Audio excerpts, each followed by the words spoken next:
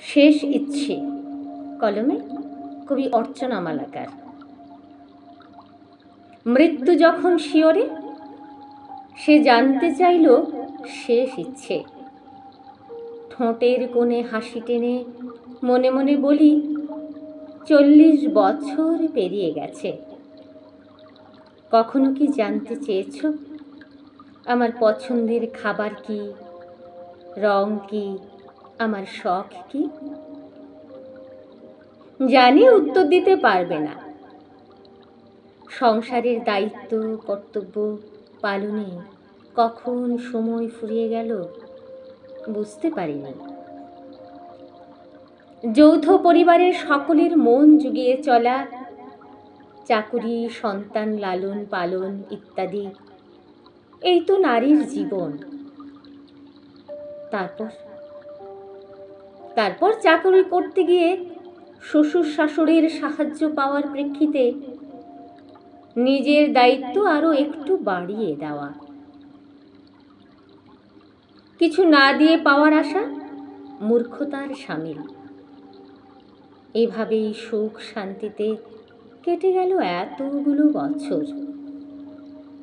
তারপর চাকুরি থেকে অবসরের ঘন্টা বেজে উঠল।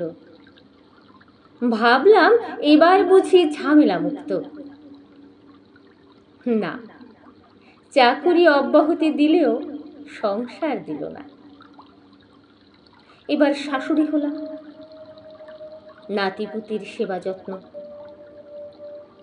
নিজে চাকুরি করতে গিয়ে যেসব সমস্যা ভোগ করেছি,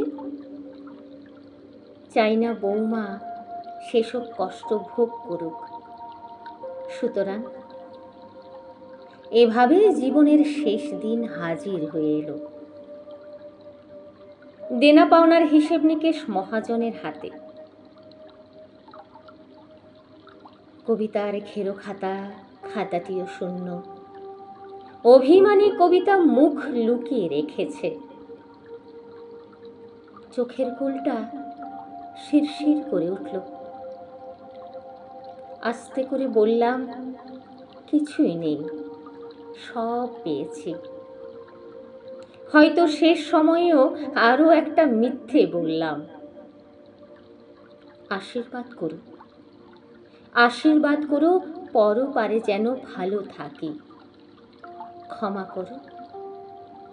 চোখ বন্ধ হয়ে